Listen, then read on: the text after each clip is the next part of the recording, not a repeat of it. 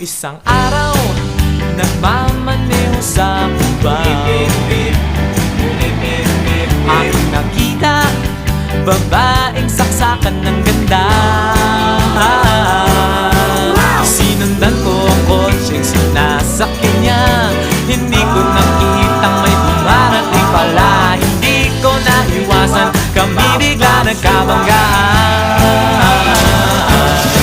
Nung magkamalay, ay nasa ospital na ako. Nasikaso ng doktor na pili ng nanay ko.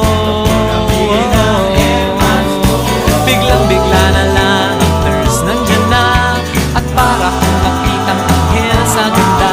Kahit nagdidiliro, itong nasabi ko sa kanya. Ale, nasa